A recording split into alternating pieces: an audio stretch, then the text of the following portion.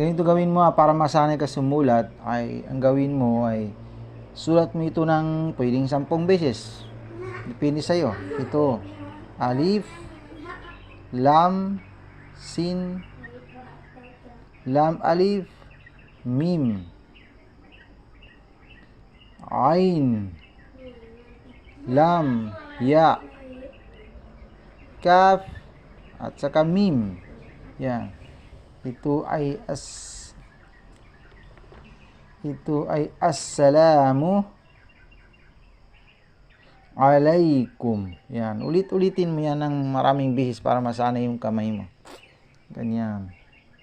Alif, lam, sin, lam alif. Pwede rin ganyan na mim. Ain, lam, ya, kaf. Sira na yan. Assalamu alaikum. Yan. Ganyan. Ulitin mo pa para masanay yung kamay mo ba. Kasi minsan, akala mo madali lang yan kung titingnan mo. Pero kapag ginaya mo ay mahirap din pala. Kaya dapat masanay yung kamay mo. Assalamu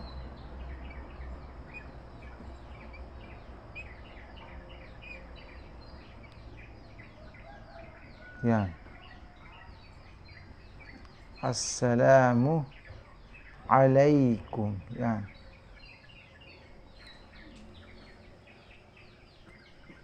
Ulitin mo ganyan, oh. Alif, lam, sin, lam alif, mim, ain, lam, ya, mim. Yeah. Ganyan. Ganyan. Para masanay yung kamay mo ba yan. Ganyan.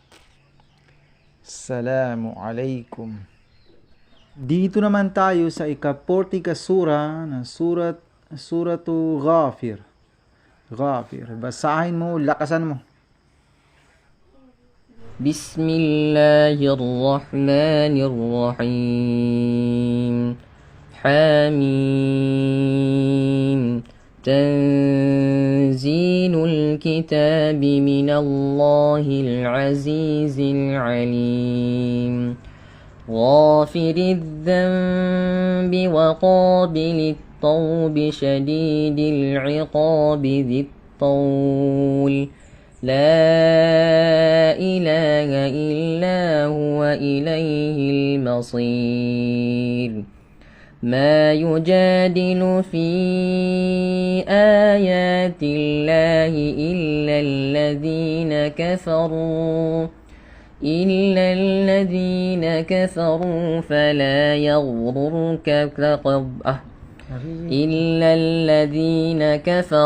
فلا يغررك تقلبهم في البلاد كذبت قبلهم قوم نوح والأحزاب من بعدهم